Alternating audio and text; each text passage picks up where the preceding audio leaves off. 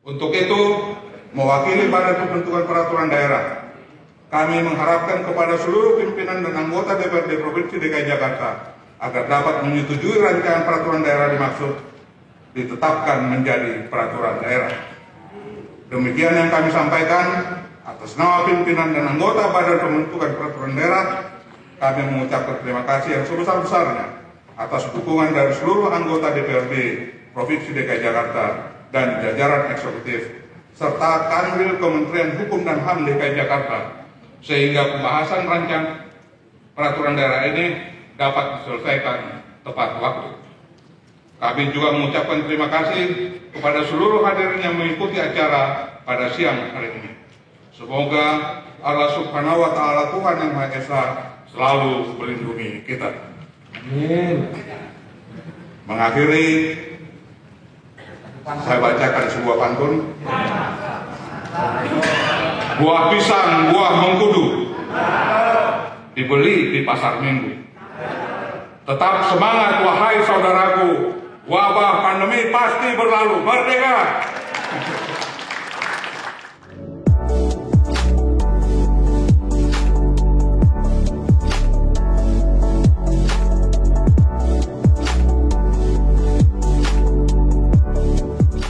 Assalamualaikum warahmatullahi wabarakatuh. Salam sejahtera, Om Swastiastu, Namo Buddhaya, salam kebajikan. Ketemu lagi di Bincang Perjuangan bersama saya Dinar Puspitasari. Kali ini ditemani oleh Bapak Pantas Nainggolan dari fraksi PDI Perjuangan. Saya akan membahas sedikit tentang Raperda mengenai COVID-19 nih Pak Pantas. Ya. Kira-kira nih Pak Pantas, perubahan apa saja sih sebenarnya dari Raperda COVID ini? Ya, jadi ini bukan perda perubahan sebenarnya, tapi perda peningkatan peraturan gubernur yang keluar dengan beredarnya COVID-19. Nah, ada beberapa hal yang kita tingkatkan, termasuk juga sebagai wujud serta partisipasi DPRD sebagai representasi rakyat. Kira-kira nih Pak, dengan perda ini optimis nggak Pak bahwa pengurangan COVID-19 di Jakarta ini akan menurun gitu Pak? Ya, saya sangat optimis melalui peraturan daerah ini akan terjadi pengurangan yang signifikan terhadap pandemi COVID-19 ini. Tetapi ya sekali lagi ini butuh kerjasama dari semua pihak, termasuk oleh masyarakat, dan itulah yang kita dorong melalui perda ini. Jadi perda ini sebenarnya secara substantif mencoba merubah perilaku, mencoba merubah kebiasaan-kebiasaan dari kebiasaan-kebiasaan tidak pakai masker, tidak jaga jarak, tidak berkerumun. Kita coba dorong menjadi mengenakan masker, jaga jarak, dan tidak berkerumun. Baik, berarti hal-hal penting yang harus diketahui masyarakat adalah tentang menggunakan masker, lalu perubahan pola hidup masyarakat ya Pak ya? Iya, itu intinya begitu. Gitu. Oke, lalu kira-kira nih sampai sejauh mana nanti sosialisasi si perda ini mengenai COVID ke masyarakat akan lewat apa sih Pak nanti jalur-jalurnya? Ya, jadi yang kita sebagai representasi rakyat, sebagai DPRD, kita mendorong pertama dari pemerintah. Ya, jadi pemerintah harus melakukan sosialisasi yang terus-menerus di sekitar pandemi COVID-19 ini. Nah, sosialisasi ini sangat penting karena pada akhirnya kita mengharapkan terjadi perubahan berangkat dari kesadaran setiap individu, setiap warga bahwa memang dia harus berubah. Nah, kenapa? Karena sebab itulah salah satu partisipasi yang terbesar untuk bisa memutus mata rantai COVID-19 ini. Ya, betul. Nah, itulah yang kita dorong supaya dilakukan terus sosialisasi berupa edukasi dengan mempergunakan semua sarana prasarana yang dimiliki oleh pemerintah. Baik itu sarana komunikasi maupun kewenangan-kewenangan yang dimiliki supaya pesan-pesan itu semuanya masuk ke seluruh masyarakat dan disadari Betul. dan dipahami oleh masyarakat, sehingga secara spontan muncul niatan untuk berubah. Betul. Hanya dengan seperti itu mata rantai ini bisa diputus. Nah, ya, setuju itu. Lalu yang paling menarik juga di sini adalah tentang sanksi, Pak. ya, Tadinya kan kalau tidak salah ya, sanksinya itu berupa kurungan ya Pak ya. Lalu tadi Bapak juga sempat bicarakan mengenai sanksi pidana, Ya. Pembayaran denda atau bagaimana Pak? ya. Jadi soal sanksi, Perda ini menganut 2 sanksi. Oh tetap ya? Nah, yang pertama adalah sanksi administrasi. Oh, ya. Sanksi administrasi ini hampir sama dengan apa yang diatur oleh peraturan gubernur sebelumnya. Oke. Ini adalah ada sanksi denda, ada sanksi kerja sosial. Baik. Nah, itu adalah bagian dari sanksi administrasi. Kemudian di sisi lain kita juga merumuskan sanksi pidana.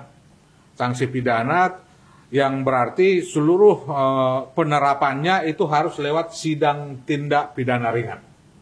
Baik. Nah, tindak pidana ringan dengan melibatkan semua penegak hukum mulai dari kehakiman, jaksa, dan kepolisian. Ya.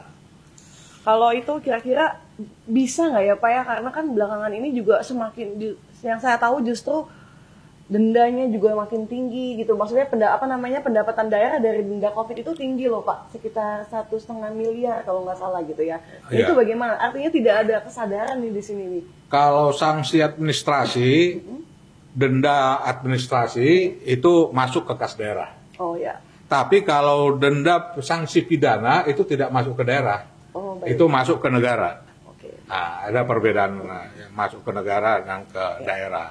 Baik. Dan saya pikir kurang bagus juga kita seolah-olah mengedepankan sanksi ini, tapi seperti yang tadi saya sampaikan bahwa sanksi ini adalah sebuah perangkat hukum yang membuat orang takut untuk melanggar. Itu. Ya, betul. Jadi jangan terlalu difokuskan di soal hukuman, tetapi adalah bagaimana supaya orang bisa berubah. Betul. Nah, supaya orang bisa berubah itu tentu harus ada faktor pendorong. Ada faktor pendorong dan ada juga faktor yang katakanlah yang ditakuti.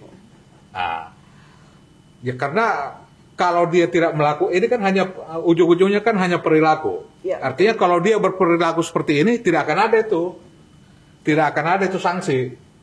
Nah, soal sanksi ini juga pada akhirnya kembali kepada kearifan dan kebijaksanaan hakim. Ya. Sanksi pidana. Jadi ya hakim juga bisa melihat ya mungkin pada waktunya bisa saja dihukum bebas, tidak ada denda sama sekali. Nah, mungkin dilihat kemampuan warga, lihat pertimbangan-pertimbangan lain, udah cukup 50.000. Nah, bisa juga begitu. Ya, jadi kebijaksanaan hakim saya pikir sangat dominan di dalam persidangan tindak pidana ringan tersebut. Nah, memutus mata rantai itu hanya bisa kita lakukan kalau semua kita bekerja sama. Kerjasamanya apa? Kita taati semua aturan-aturan protokol kesehatan yang sudah ditetapkan oleh pemerintah. Baik, mengenai Raperda itu sendiri adalah kan tadi Bapak bilang pertambahan dari Perda yang sebelumnya, ya peraturan-peraturan gubernur sebelumnya. Nah, lalu sebenarnya kenapa sih sampai harus ditambahkan bahwa ada berarti masalah yang fundamental di sini Pak gitu, fundamental terhadap penanganan COVID di Jakarta, sampai harus ada lagi gitu kan penguatan dari lewat Raperda ini gitu Pak. Apa sih yang kira-kira peraturan gubernur yang sudah ada selama ini kan sudah menerapkan beberapa hal, termasuk juga sanksi. Nah, namun di dalam kenyataannya, di dalam perkembangannya ternyata antusiasme masyarakat itu masih belum sepenuhnya bisa melaksanakan aturan-aturan tersebut. Maka oleh pemerintah DKI Jakarta dirasakan perlu ditingkatkan menjadi peraturan daerah. Peningkatan itu juga dilatar belakangi oleh karena sanksi pidana memang hanya bisa ditetapkan oleh undang-undang dan peraturan daerah. Pergub tidak bisa menetapkan sanksi pidana. Nah, melalui sanksi tersebut, orang semakin terdorong untuk berperilaku seperti ini. Itu sebenarnya apanya. Tujuannya. Tujuannya begitu. Jadi Karena memang secara teori juga hukum itu kan salah satunya adalah untuk menakut-nakuti. Betul. Nah, karena ada sesuatu yang ditakuti, ditambah oleh kesadaran memang itu perlu dilakukan, maka ada berubah. Karena hukum ini juga kan berfungsi sebagai mengatur rekayasa sosial lah kita katakan. Betul, Pak. Oke, terakhir nih Pak. Ya. Sebagai apa tadi yang sempat menyampaikan Raperda, apa sih sebenarnya pesan untuk masyarakat dari Bapak agar masyarakat mau mematuhi perda ini, Pak? Ya, pesan saya dan juga pesan dari PDI Perjuangan, yang pertama adalah bahwa pandemi ini tidak akan bisa diputus tidak akan bisa diakhiri kalau semua masyarakat DKI Jakarta tidak bekerja sama. Kita semua wajib bekerja sama supaya pandemi ini bisa terputus dan bisa teratasi. Nah, maka partisipasi yang bisa diberikan oleh setiap orang, setiap masyarakat adalah menaati aturan-aturan yang sudah ditetapkan dalam peraturan daerah ini. Penaatan itu bisa muncul melalui sosialisasi yang terus-menerus dari pemerintah. Nah, jadi pemerintah kita tuntut untuk melakukan sosialisasi sehingga masyarakat terkecil sekalipun harus sudah mendengar pesan-pesan tersebut. Jadi di samping pelaku-pelaku usaha dan lain sebagainya juga harus berpartisipasi, termasuk juga perangkat-perangkat dari pemerintah Provinsi DKI Jakarta. Pandemi ini sudah berlangsung mulai bulan 3, sudah cukup lama. Kita melihat ada akibat-akibat yang perlu dituntaskan juga oleh pemerintah. Maka perda ini juga kita kaitkan dengan kewajiban-kewajiban sosial yang dilakukan oleh pemerintah kepada masyarakat yang terdampak oleh COVID ini. Inilah yang antara lain pemulihan ekonomi yang kita katakan. Nah, jadi kita upayakan, kita melalui perda ini ada sejumlah kewajiban-kewajiban dari pemerintah yang bisa diberikan kepada masyarakat. Nah, dan itu merupakan hak dari masyarakat untuk mendapatkan kewajiban-kewajiban itu. Nah, seiring dengan itu dari masyarakat kita hanya mengharapkan ketaatan, hanya mengharapkan ketaatan supaya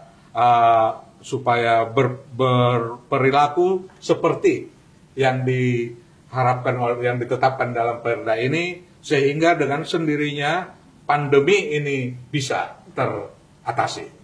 Kewajiban-kewajiban pemerintah kita dorong sepenuhnya dilakukan, termasuk juga mempersiapkan fasilitas-fasilitas isolasi, rumah sakit, pemberian vaksin bila pada waktunya nanti kalau vaksin sudah ada. Nah, itu yang jadi kita lebih banyak sesungguhnya mendorong kewajiban dan tanggung jawab dari pemerintah.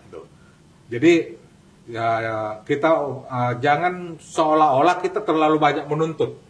Nah, kita coba sekarang ini balik, dari kewajiban-kewajiban itu akan muncul kesadaran untuk memenuhi apa yang diharapkan oleh pemerintah dari warganya gitu. Baik, terakhir nih Pak, mengenai apa cara mengimplementasikan Pemprov terkait penanganan COVID di Jakarta itu bagaimana sih Pak? Ini sebagai istilahnya tolak ukur untuk kita melompat lagi ya, maksudnya ke masalah Raperda ini gitu loh. Yeah. Bagaimana nih Pak? Jadi Perda ini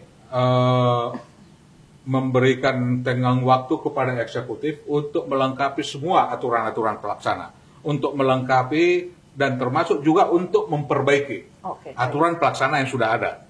Jadi aturan pelaksana yang sudah ada harus disesuaikan dengan Perda ini, dan aturan pelaksana yang belum ada harus dibuatkan dalam kurun waktu 1 bulan setelah ini diundangkan dalam lembaran daerah. Nah, dalam masa waktu tersebut kita tuntut supaya pemerintah DKI Jakarta melakukan sosialisasi, termasuk juga soal pendataan. Nah, di sini kita sudah minta bahwa kewajiban pemerintah untuk melakukan pendataan yang akurat dengan mempergunakan sarana-prasarana teknologi yang ada. Nah, sehingga kita tidak lagi mendengar data-data yang tidak akurat di waktu-waktu yang akan datang. Ya, kalau kemarin kan kita masih mendengar ada anggota DPRD yang mendapat bantuan Iya, betul, Pak. bantuan sembako gitu. Nah, hal seperti itu saya pikir tidak lagi dilakukan dan teknologi sudah mendukung untuk itu. Iya. Nah, adalah kewajiban daripada pemerintah untuk menyediakan data tersebut yang bisa dipergunakan untuk semua hal dan kewajiban pemerintah juga untuk mengupdate data ini secara periodik, katakanlah per 3 bulan atau per apa, sehingga setiap saat pemerintah punya data yang konkret bila diakses, ya. sehingga semua yang dilakukan oleh pemerintah khususnya dalam konteks pemulihan ekonomi sebagai yang terdampak oleh COVID ini betul-betul tepat sasaran. Ya, betul. Menarik sekali. Baik, mungkin segitu dulu Bapak. Nanti kita akan sambung lagi di masa yang akan datang. Dan buat semua, jangan lupa untuk tetap menggunakan masker dan tetap mematuhi protokol kesehatan. Selamat sore. Wassalamualaikum warahmatullahi wabarakatuh. Merdeka! Merdeka! Ya, jangan lupa, ya kita harus menaati, harus mendorong terjadinya perubahan budaya. Betul.